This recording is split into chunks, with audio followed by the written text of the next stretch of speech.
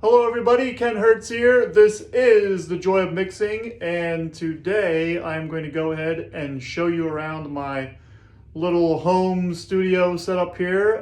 It'll be a quick video. This is a pretty small room, but this is the room that I record in and mix in, and I actually just moved into this room. I was downstairs in the basement before here, but I wanted to be upstairs. It's just cozier up here. Nice little environment up here. So let me go ahead, spin the camera around, and let's take a little studio tour. Okay, so I'm just going to go around the room here, and I apologize, this is on the phone, so the audio is not going to be perfect, but just gives you a pretty good sense of what I'm working with. So first off, we have the panels on the wall. Now these panels are only here to help with room noise. They really don't serve any other purpose except getting the room noise, kind of cutting down on just the room sound, deaden it up a little bit. I have one in this corner over here. I'll show you real quick, and you can see that they're pretty thin. This one's pretty raggedy. This is actually just one that's just kind of hanging out here in the corner. So yeah, they don't really serve any kind of acoustic treatment other than just kind of taking out some of the room noise. So one thing about me, I love music, but as much as I love music, I love antiques. And this room has a lot of antiques in it. So starting off, we have this writing desk here. Not really sure how old this desk is. It's pretty old. I want to say 1800s, maybe late 1700s, something like that. So that it's really cool and really neat. So it's up here in the studio. Then we have our mascot here. So my wife loves horses. I love music, and so I called my studio Standard Records.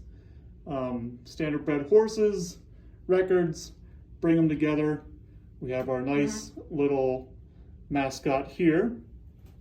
Next to that is this Tascam digital recorder. This was, I probably got this thing in 2007, 2008, somewhere in there.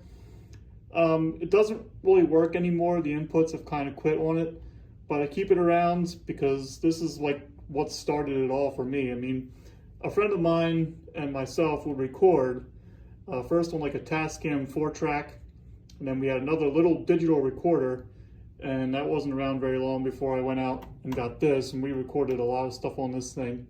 So it's pretty old, it's pretty cool. Did you remember to save? Because if you did not save on this thing and it lost power or you turned it off or whatever, that whole session that you worked on just disappeared. So I wrote down on there, did you remember to save, just because if you forgot, it was frustrating. So that's that. Really cool. Keep it around even though it doesn't work that much.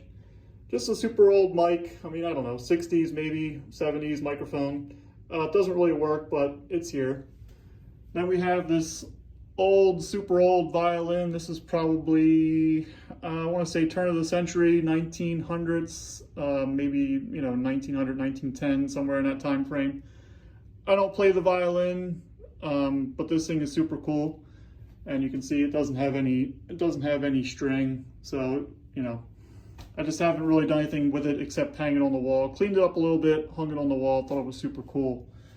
Then back here we have Hootie and the Blowfish hanging out back there. I love Coca-Cola, especially the old vintage Coca-Cola. This isn't a vintage piece. This is probably, I want to say maybe 90s this thing was made. It's just a little bank. Just a little coin bank here. You can see some coins down in there. But I like old Coke stuff, and this machine, this was probably popular in the 50s, and so they just made a little coin bank out of it in the 90s. So it's pretty cool. Then we have this snare just kind of hanging out, nothing really special about it. Then we have my Lewitt. This is the LCT 440 Pure. Love Lewitt mics, and that's a mic I use a lot for vocals. I think I've used it for electric guitar, miking the cab, stuff like that.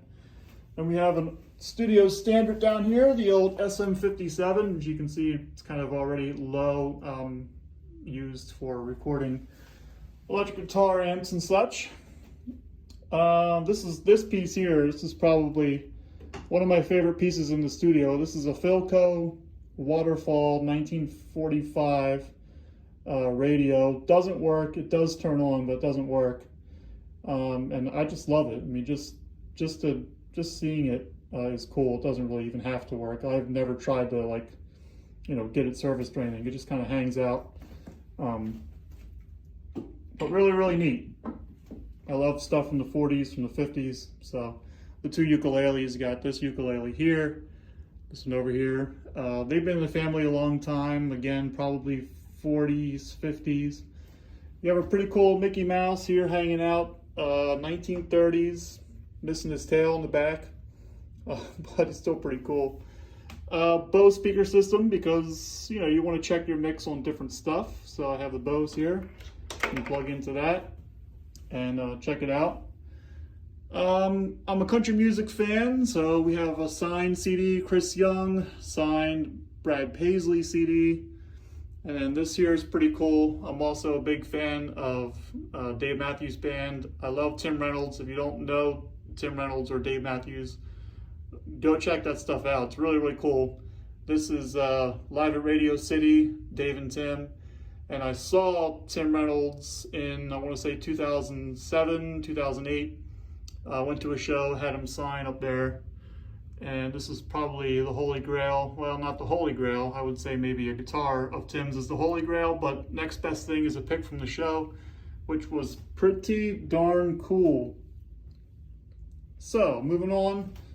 This is probably the only video where I'm going to feature Bob Ross.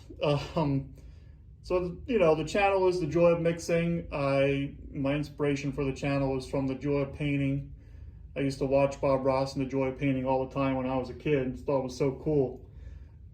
So, if you do watch some of my other videos, you will see Bob somewhere hiding in the video, but he's here front and center. Again, probably won't see old Bob again unless you look for him in the background.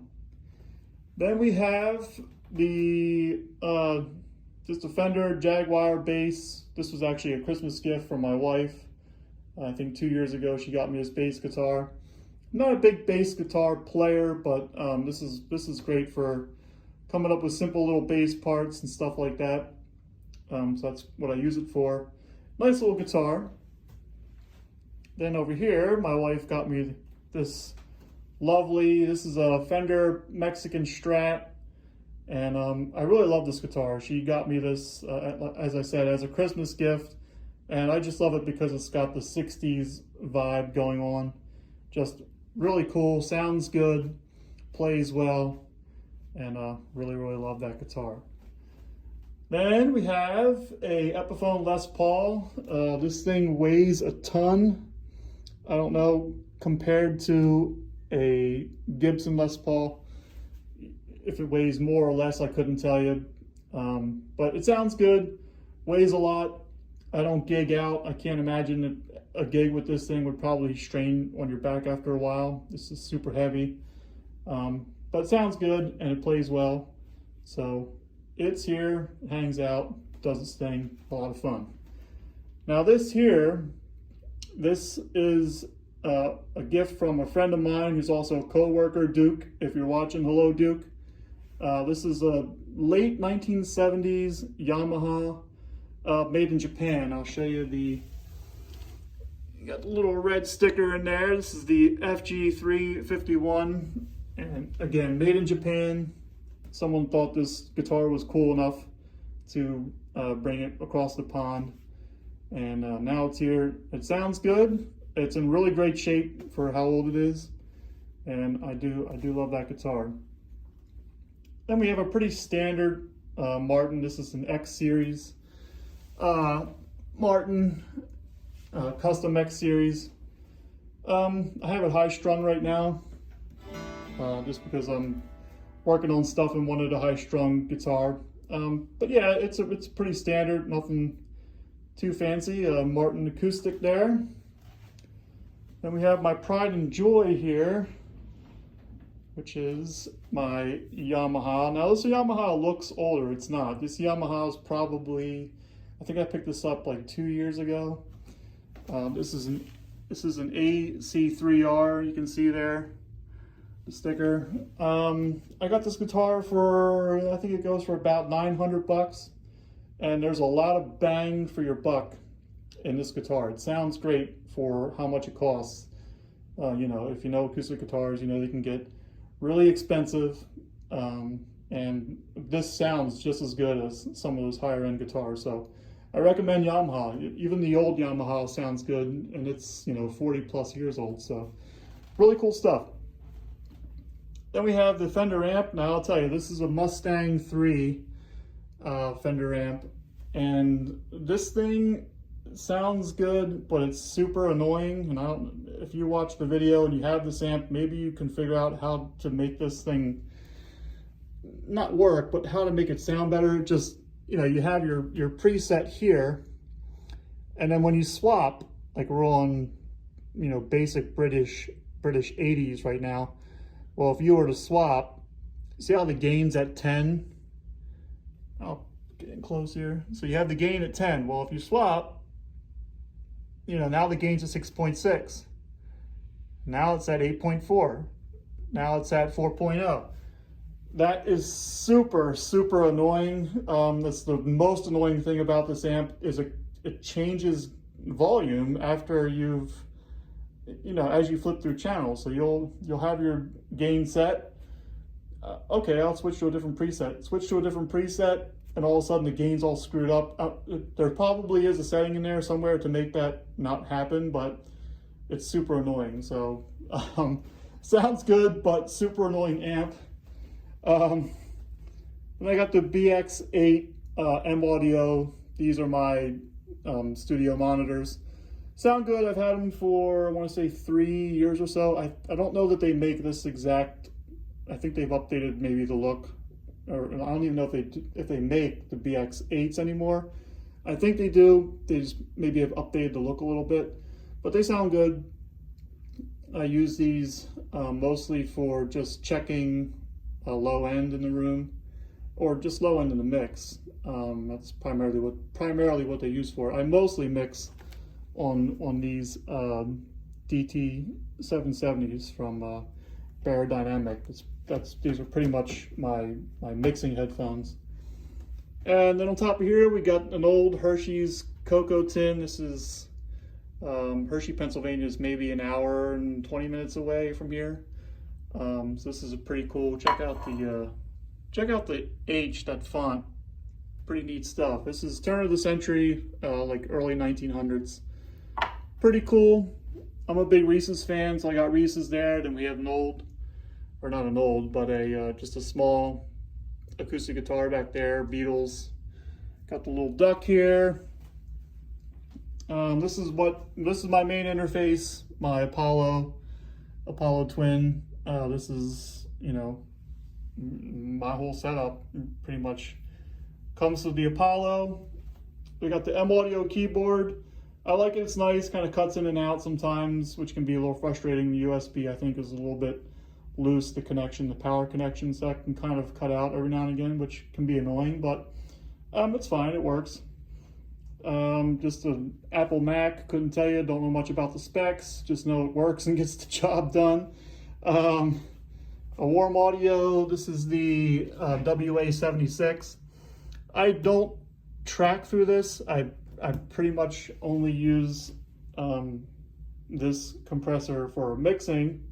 I wish I had a second one. I might try and get a second one for stereo, but for now it's nice on mono sources. It's fine. It's an emulation. If you're not familiar with a WA76, it's an emulation of an 1176. As far as comparison goes, sound-wise, I don't know. I know there's videos on YouTube that compare these. I think it sounds great. I couldn't tell you how much, you know, similar it sounds to an actual 1176. But for the price, it works for me.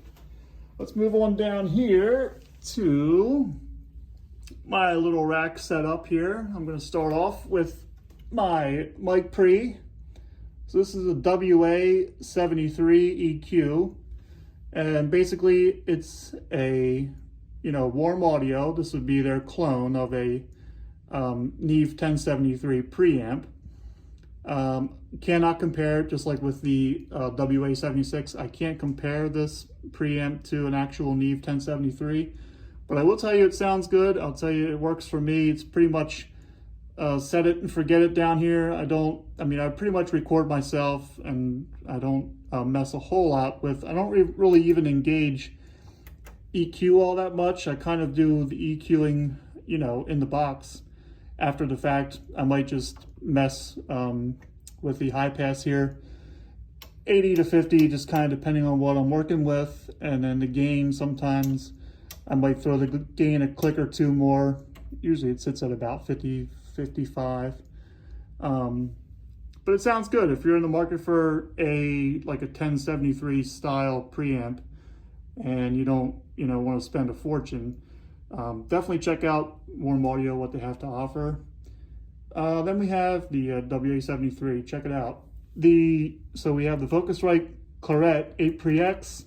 Again, this is the audio interface. I don't use this interface because I have the Apollo up there, the UA Apollo. I don't think they make the Claret. They make the Claret. I don't know that they still make the 8 Pre-X. I feel like maybe they've updated this interface. So I don't know if you can still find this exact one. Something similar to it, but not that exact one. Then we have this is the Art Pro MPA2. Just a little tube preamp. I do use this from time to time. I haven't used it in a while. But yeah, it sounds okay. If you want a little tube saturation, you can plug into this thing, turn up the gain a little bit, and yeah, it sounds okay. I can't complain with that. Power supply, couple mic, mic connections down there, XLR connections down there. Then moving on. Oh yeah, I wanted to show you, as I said before, I'm a Dave Matthews fan, so again, my wife, God bless her, got me this for my birthday, just a signed Dave Matthews Live in Chicago. Pretty cool. So that sits up on the wall. And then what do we have over here? We have just a small acoustic Beatles guitar. This is pretty cool. This was another gift I got a couple years, 2 years ago, I think. I actually thought this was a Bluetooth speaker the first time. When I saw it, I was like, oh, it's a cool little kind of Bluetooth setup like a Fender amp. But this is actually a small little amp. You can plug your guitar into this thing and rock out on this very small little mini Fender twin amp. So pretty cool, pretty neat. And then of course up here we have this 1920s take your girlie to the movies if you can't make love at home. I mean, why not? So that's up there on the wall. And yeah, as I said before, a pretty small room, but this is my humble little studio setup. So I'll go ahead and flip back over. All right, so that is my little studio setup. As always, guys, thanks for watching. Be sure to like, subscribe to see more content like that. Hit the notification bell. Any questions, any comments, drop them down below. And until next time, folks, I'll see you later. Happy mixing.